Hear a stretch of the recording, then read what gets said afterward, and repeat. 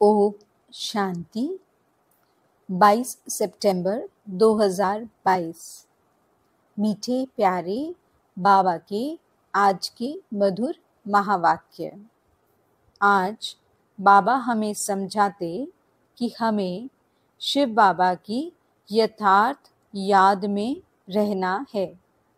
बाप को पूरा याद नहीं करेंगे तो विकर्म विनाश नहीं होंगे और ही डबल विकर्म होते जाएंगे। इसलिए हमें चलते फिरते भी, कर्म करते हुए भी बाप की याद में रह सच्ची कमाई करनी है।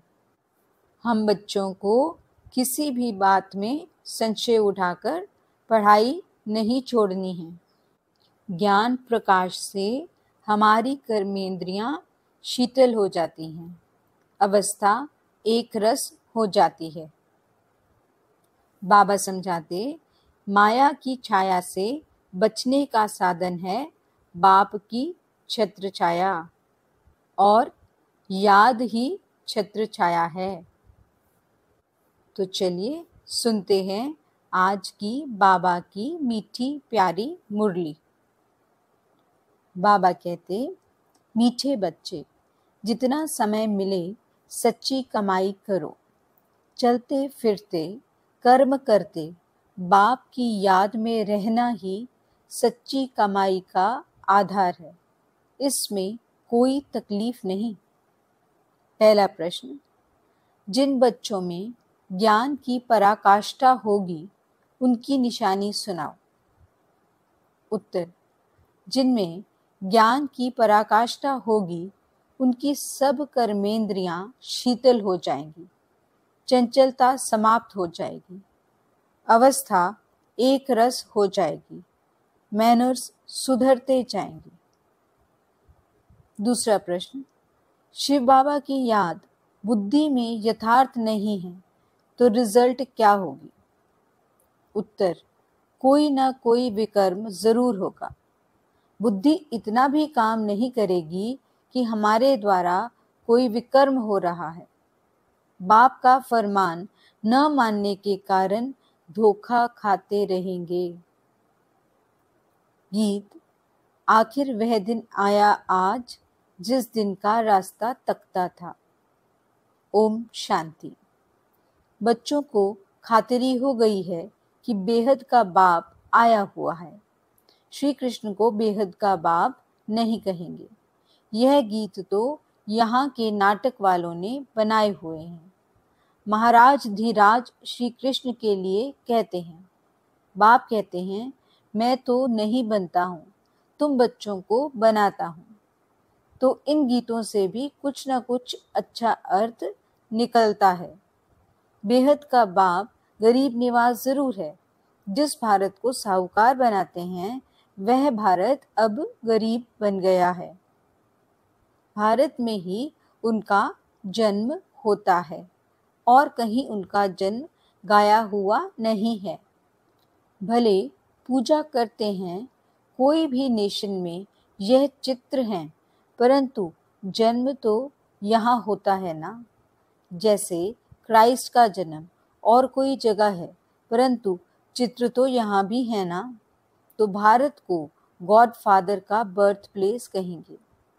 मनुष्य तो कुछ समझते नहीं, वह तो ईश्वर को सर्वव्यापी कह देते हैं। आगे तुमको भी पता नहीं था, अभी जानते हो कि भारत पतित पावन परमपिता परमात्मा का बर्थ प्लेस है। मनुष्य तो समझते हैं कि परमपिता तो जन्म मरण से न्यारा है।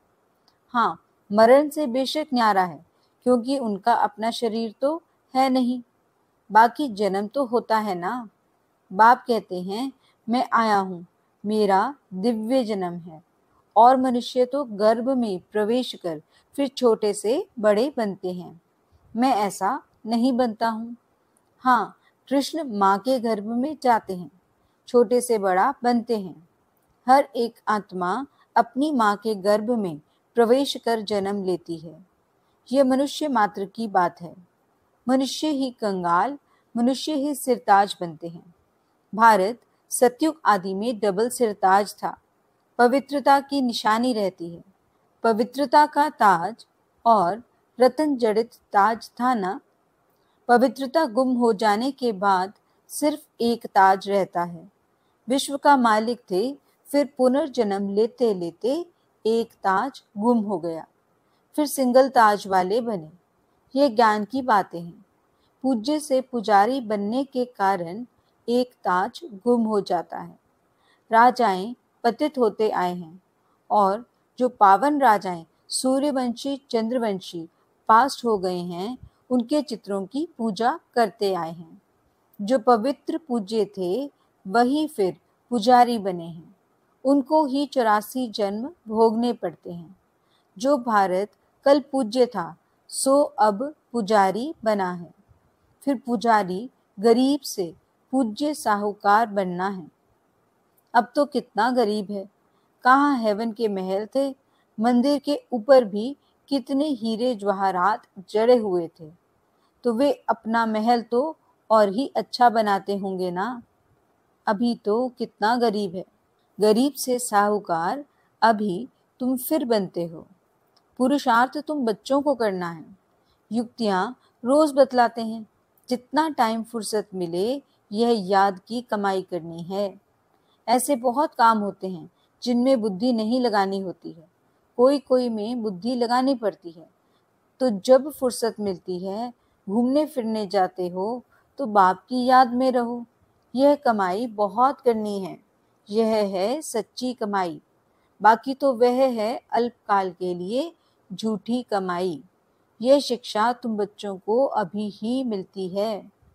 तुम जानते हो कि हमको बेहद के बाप से बेहद का वर्षा लेना है। इसमें कोई भी तकलीफ नहीं है। घर बार भी नहीं छुड़ाते हैं। सिर्फ कहते हैं बच्चे विकार में नहीं जाना है। इस पर ही अक्सर करके झगड़ा चलता है। और सत्संगों में ऐसे झगड़े थोड़े ही होते हैं। वहां तो जो सुनाया वह सत सत कहकर चले जाते हैं। झगड़ा यहाँ होता है। इस रुद्र ज्ञान यज्ञ में असुरों के विघ्न जरूर पड़ेंगे। अबलाओं पर अत्याचार होते हैं, जैसे द्रौपदी को भी दिखाते हैं। पुकारा है कि बाबा हमें ये नंगन करते हैं, इनसे बचाओ। बाबा की तो शिक्षा है कि कभी भी नंगन नहीं होना है। जब एक रस अवस्था हो जाए तब यह कर्मेंद्रियां शीतल हों, तब तक कोई ना कोई चंचलता चलती रहेगी। जब तक ज्ञान की पराकाष्ठा हो, बुद्धि में यह ख्याल रहे कि हमको कंपेनियन हो रहना है। विलायत में बहुत बूढ़े वानप्रस्थी होते हैं। समझते हैं पिछाड़ी में कौन मालिक बनेंगे, बाल बच्चे तो हैं नहीं, इसलिए पिछाड़ी में कंपेनियन बना लेते हैं। फिर भी कुछ उनको देकर चले जाते हैं। तुम लोग तो अखबारें पढ़ते नहीं हो। अखबारों में समाचार बहुत आते हैं। तुम बच्चों को कोई वह पढ़ना नहीं है। बाप तो कहते हैं कि कुछ भी नहीं पढ़े हो तो अच्छा है। जो कुछ भी पढ़े हो वह भूल जाओ। हमको बाप ऐसा पढ़ाते हैं जो हम सच्ची कमाई कर विश्व के मालिक बन जाते हैं। बाप कहते हैं hear no evil, see no evil. यह तुम्हारे लिए है। अभी तुम बच्चे मंदिर लायक बन रहे हो। तुमको ज्ञान सागर बाप मिला है तो उनका ही सुनना पड़े। दूसरे की तुमको क्या सुनने की दरकार है। मनुष्य टीचर के पास, गुरु के पास जाते हैं तो गुरु कभी ऐसे कहते हैं क्या कि काम विकार में नहीं जाओ। वह तो पावन बनने की शिक्षा देते नहीं। कोई को वैराग्य आता है तो वह घर बार छोड़ भाग जाते हैं। बाप तो शिवाचार्य है। वह ज्ञान का कलश तुम माताओं के सिर पर रखते हैं। बाकी इस पतित दुनिया में लक्ष्मी कहाँ से आई। लक्ष्मी नारायण तो सतयुग में होते हैं। अभी शिव बाबा इन द्वारा बैठ समझाते हैं। शिवाचार्य वाच ब्रह्मा मुख से, तुम बरोबर स्वर्ग के द्वार खोलते हो तो जरूर तुम ही मालिक बनेंगे। स्वर्ग का द्वार खोलते हो गोया स्वर्गवासी बनने का पुरुषार्थ करते हो। तुम्हारा पुरुषार्थ ही है नरकवासी मनुष्य को स्वर्गवासी बनाना। बाप भी यह सेवा करते हैं ना। पतित से पावन बनाना तुम्हारा भी यही धंधा है जो बाप का धंधा है। आत्माओं को स्वर्गवासी बनाओ। स्वर्ग की चाहना तो सब रखते हैं ना। कोई मरता है तो कहते हैं फलाना स्वर्ग पधारा। उनसे पूछना चाहिए कि जब वह स्वर्ग में गया तो फिर नरक में बुलाकर ब्राह्मण आदि क्यों खिलाते हो? फिर तो यह अज्ञान अंधियारा हुआ। तुम यहाँ से सूक्ष्म वतन में ले जाकर खिलाते हो क्योंकि तुम जानते हो यह पवित्र भोजन है। वह जो मर जाते हैं उनको पवित्र भोजन थोड़े ही मिलता होगा। लिखते हैं बाबा फलाने का भोग लगाओ तो उनको पवित्र भोजन मिले।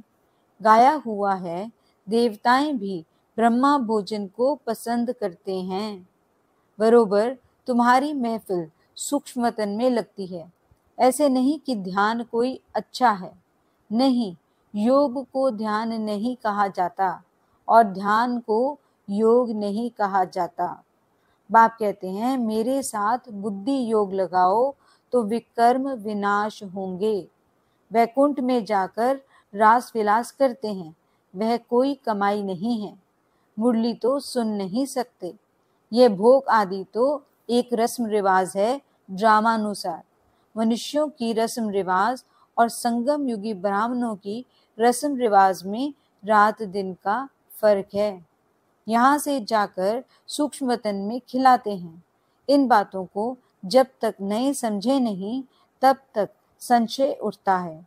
हम कहेंगे ड्रामा अनुसार इसकी तकदीर में नहीं है तो संशय पड़ा और चला गया। फिक्र की बात नहीं, इनकी तकदीर में नहीं था। पहली बात भूल जाते हैं कि हमको बाप से वर्षा लेना है। कोई बात में संशय बुद्धि बन पड़ते हैं। अरे हमारा काम है वर्षे से, हम पढ़ाई फिर क्यों छोड़ें? मुरली तो सुनना है ना। निराकार बाप तुमको डायरेक्शन कैसे सुनाएंगे? उनको मुख जरूर चाहिए। ब्रह्मा मुख से अथवा ब्रह्मा कुमार कुमारियों से सुनना है। कोई बाहर में दूर चले जाते हैं, मुरली भी नहीं मिल सकती है, तो बाप कहते हैं कोई हर्जा नहीं है, तुम याद में रहो और स्वदर्शन चक्र फिराते रहो। यह बाप की श्रीमत मिली हुई है। कहाँ भी हो तुम लड़ाई के मैदान में हो। बाप मिलिट्री वालों को भी समझाते हैं कि तुमको वह सर्विस तो करनी है, यह तो तुम्हारा धंधा है, शहर की संभाल करना है। तुम पगार खाते हो, एग्रीमेंट की हुई है तो संभाल भी करनी है। बुद्धि में लक्ष्य तो बैठा हुआ है। बेहद का बाप स्वर्ग का रचयिता है। वह कहते हैं बच्चे तुम मेरी याद में रहो तो विकर्म विनाश होंगे। शिव बाबा की याद में रहकर खाओ तो कोई ऐसी चीज होगी वह पवित्र हो जाएगी। जितना हो सके परहेज भी रखनी है। लाचारी हालत में बाबा को याद करके खाओ, इसमें ही मेहनत है। ज्ञान को युद्ध नहीं कहा जाता, याद में ही युद्ध होती है। याद से ही विकर्म विनाश होंगे। माया का थप्पड़ नहीं लगेगा, देह अभिमानी नहीं बनेंगे। तुम अपने को आत्मा समझो। तुम शरीर को याद करते रहते हो, आत्मा को भूल गए हो। इसलिए पूछा जाता है आत्मा का बाप कौन है? उनको जानते हो? उनका नाम रूप देश काल लिखो। उनमें भी वैरायटी लिखते हैं। कोई लिखते आत्मा का बाप हनुमान है, कोई क्या लिखते कितना अज्ञान है। तो फिर समझाया जाता है आत्मा तो है निराकार, तुम्हारा गुरु तो साकार है, निराकार का बाप साकार कैसे होगा? समझाने की प्रैक्टिस पर सारा मदार है। और साथ में मैनर्स भी अच्छे चाहिए। बहुत अच्छे अच्छे बोलने वाले हैं, दूसरे को तीर अच्छा लग जाता है। खुद में मैनर्स न होने कारण उन्नति होती नहीं। याद बहुत अच्छी चाहिए। कोई तो ज्ञान बहुत अच्छा सुनाते हैं, योग कुछ भी नहीं। ऐसे नहीं कि योग बिगर ज्ञान की धारणा नहीं हो सकती है, धारणा तो हो जाती है। समझो किसको हिस्ट्री ज्योग्राफी सुनाते हैं, वह तो झट बुद्धि में बैठ जाएगा। बाबा की याद का कुछ भी बुद्धि में नहीं होगा। मांस मदिरा भी खाते होंगे। यह तो एक कहानी है, वह याद पड़ना तो सहज है। हिस्ट्री ज्योग्राफी बुद्धि में आ जाती है, याद की बात ही नहीं, पवित्रता की भी बात नहीं। ऐसे भी बहुत हैं, शिव बाबा को याद नहीं करते तो विकर्म विनाश होते नहीं, और ही जास्ती विकर्म करते रहते हैं। इतना भी बुद्धि काम नहीं करती कि यह विकर्म है। फरमान न मानना यह तो बड़ा पाप है। शिव बाबा का फरमान है ना, यह करो। उनका फरमान नहीं मानेंगे तो बड़ा धोखा खाएंगे। बाकी हिस्ट्री ज्योग्राफी सुनाना तो बड़ा सहज है। बाबा ने समझाया है, तुम स्कूलों में भी जाकर समझा सकते हो। यह तुम हद की हिस्ट्री ज्योग्राफी पढ़ते हो, बेहद की तो तुम पढ़ते नहीं हो। लक्ष्मी नारायण का राज्य बताओ कहाँ गया? सूर्यवंशी चंद्रवंशी डिनेस्टी जो चली वह फिर कहाँ गई? उन्हों का राज्य किसने छीना, किसने चढ़ाई की? तुम बच्चे ही जानते हो कि यह चक्र कैसे फिरता है। ये किसको भी समझाओ तो 7 रोज में बुद्धि में आ जाएगा, परंतु मैनर्स नहीं। ऐसे नहीं कि विकार में जाने से हिस्ट्री ज्योग्राफी को भूल जाएंगे। सारी बात योग की मुख्य है। योग में ही माया धोखा देती है। तुमको सर्वगुण संपन्न यहाँ ही बनना है। कई प्रतिज्ञा करके भी फिर ठहर नहीं सकते हैं। माया बड़ी प्रबल है ना। बाप वो पूरा याद नहीं करते हैं तो विकर्म विनाश नहीं होते हैं, और ही डबल विकर्म करते रहते हैं। उनको पता भी नहीं पड़ता और कहने से भी समझ नहीं सकते। तुम बच्चे जानते हो कि बाप गरीब निवाज रहम दिल है। हम बच्चों को खास और सबको आम समझाते रहते हैं। इन पर्टिकुलर यानी खास हम सुखधाम में जाते हैं, इन जनरल यानी आम मुक्ति धाम में जाते हैं। सतयुग में बरोबर इन लक्ष्मी नारायण का ही राज्य था, फिर चंद्रवंशी, उनके बाद इस्लामी, बौद्धि आदि आए हैं, तो वह आदि सनातन धर्म गुम हो गया है। बड़ का झाड़ कलकत्ते में जाकर देखो, फाउंडेशन है नहीं, सारा झाड़ खड़ा है। यह भी ऐसे है, अब फिर से स्थापना हो रही है। अच्छा, मीठे मीठे सिकिलदेव बच्चों प्रति माता पिता बाप दादा का याद प्यार और गुड मॉर्निंग। रूहानी बाप की रूहानी बच्चों को नमस्ते। हम रूहानी बच्चों की रूहानी बाप दादा को याद प्यार, गुड मॉर्निंग और नमस्ते। धारणा के लिए मुख्य सार। पहला पॉइंट, किसी भी बात में संशय उठाकर पढ़ाई नहीं छोड़नी है। बाप और वर्षे को याद करना है। दूसरा पॉइंट, एक बाप से ही सुनना है, बाकी जो पढ़ा है वह सब भूल जाना है। Hear no evil, see no evil, talk no evil। वरदान, बाप की छत्र छाया के नीचे रह माया की छाया से बचने वाले सदा खुश और बेफिक्र भव। माया की छाया से बचने का साधन है बाप की छत्र छाया। छत्र छाया में रहना अर्थात खुश रहना। सब फिक्र बाप को दे दिया। जिनकी खुशी गुम होती है, कमजोर हो जाते हैं, उन पर माया की छाया का प्रभाव पड़ ही जाता है, क्योंकि कमजोरी माया का आह्वान करती है। अगर स्वप्न में भी माया की छाया पड़ गई तो परेशान होते रहेंगे, युद्ध करनी पड़ेगी। इसलिए सदा बाप की छत्र छाया में रहो। याद ही छत्र छाया है। स्लोगन, जिनका मुरली से प्यार है वही मास्टर मुरलीधर हैं। अच्छा, ओम शांति।